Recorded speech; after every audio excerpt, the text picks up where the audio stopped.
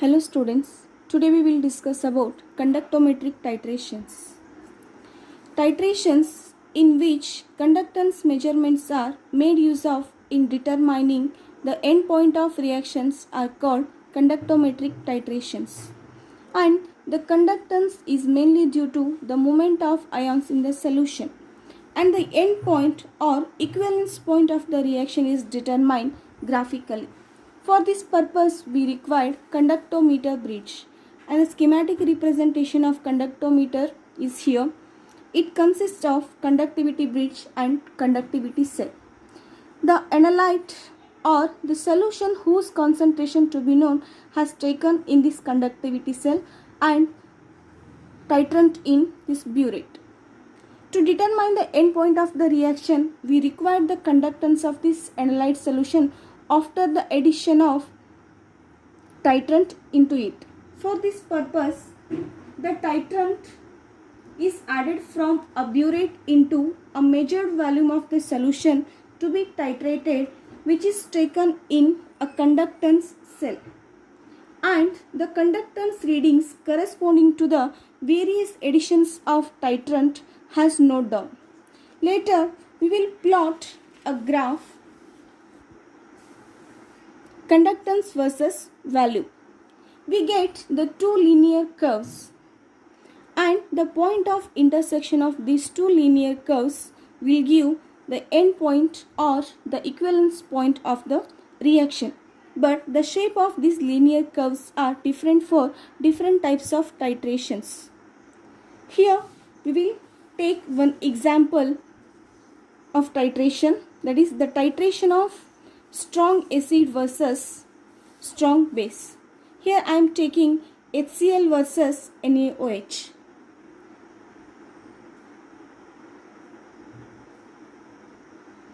HCl is a strong acid and NaOH is a strong base, and even these are strong electrolytes, as these are easily dissociates into its ions in solution. So we are representing HCl as H plus and Cl minus, and NaOH as Na plus and OH minus. As we added NaOH into HCl, it forms NaCl, and once again NaCl is also a strong electrolyte and it dissociates into its ions in solution. So we are representing NaCl also Na plus and Cl minus, and it also forms H2O, which is non-ionic. That means it does not contribute for any conductance. Now see, out of these ions, H plus and OH minus are fast moving ions. That means they are responsible for high conductivity of the solution, whereas Na plus and Cl minus ions are slow moving ions and they contribute for low conductance. Therefore, they are responsible for the low conductivity of the solution. Now we will see what happens for the analyte solution during the titration. Let's assume that we have 20 ml of HCl solution of 0.1 molar in conductivity cell. Before titration, we have only HCl solution in beaker, and we know that H plus ions are faster moving ions. That means before titration, the conductance of the solution is very high due to the fast moving H plus ions. When you starts to add NaOH into HCl, see what happens. Na plus will react with Na plus will react with Cl minus and it will form NaCl as usual. And H plus ion will react with the OH minus ion and it will form non-ionic H2O. That means the fast moving H plus ions are get replaced by the slow moving Na plus ions. So initially the conductance of the solution is very high due to the presence of fast moving H plus ions. As the titration starts by adding NaOH into the HCl, the conductance of the solution will starts to decrease. as the fast moving H plus ions are get replaced by the slow moving Na plus ions, and this will continues up to the equivalence point.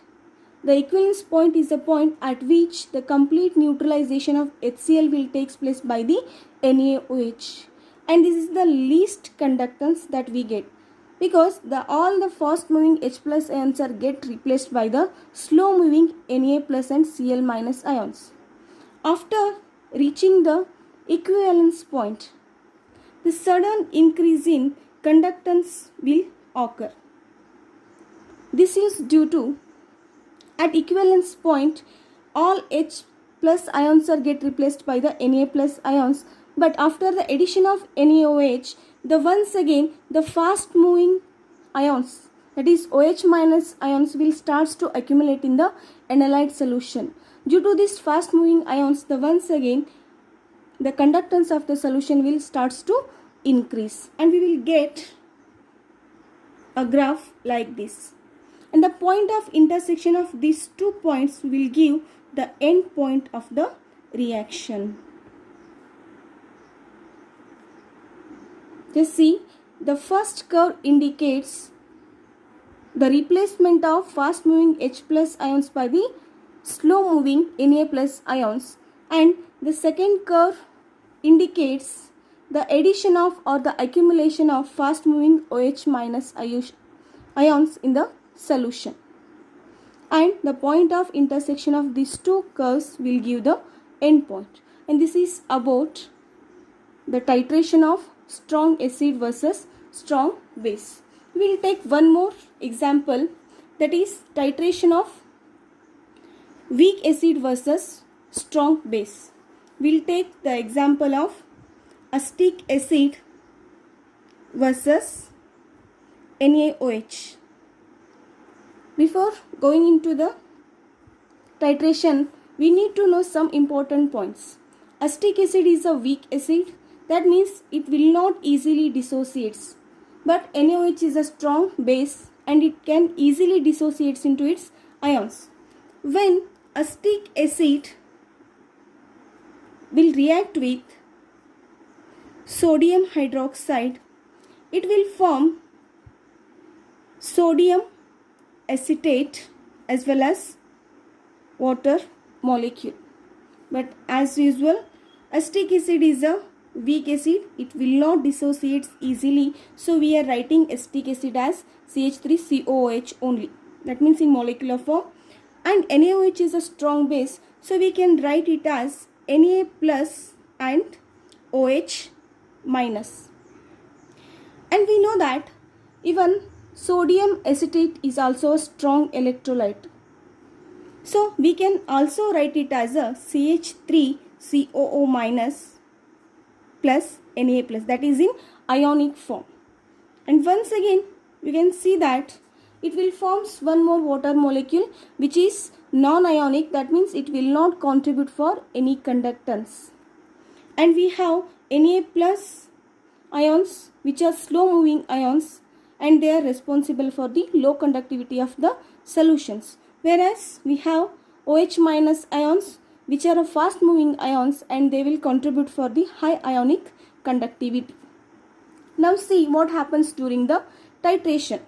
Initially we have only acetic acid solution, that means it will not undergo any changes, it is as it is, because it is a weakly dissociating molecule.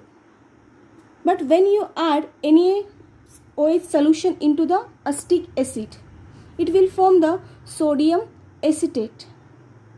But even initially the conductance of this ion will also decreases, because even though sodium acetate is a strong electrolyte, due to the common ion effect, the dissociation of this molecule is not possible, because in our solution we have a slow moving or the common ion called CH3CO, acetate ion is there, so it suppresses the dissociation of sodium acetate. So initially we can see that a decrease in conductance, but later once again the conductance of the solution will increases. because the sodium acetate will starts to dissociates. After reaching certain point, the sudden increase in conductance will observed. That is due to the accumulation of excess of OH minus ions in the solution. So we will get a curve like this. And here also we can see the two curves are there. The first one is due to the dissociation of sodium acetate, and later after equivalence point, when there is no more acetic acid to react with sodium hydroxide, that means there is no more sodium acetate to dissociate. After reaching the equivalence point, only we have NaOH solutions. Along with NaOH solutions, OH minus ions are there. That means the accumulation of excess of OH minus ions has taken place in a solution. So because of the excess of OH minus ions, the sudden increase in conductance will observed. So here also the two curves are there. The point of intersection of these two curves will give the end point of the reaction.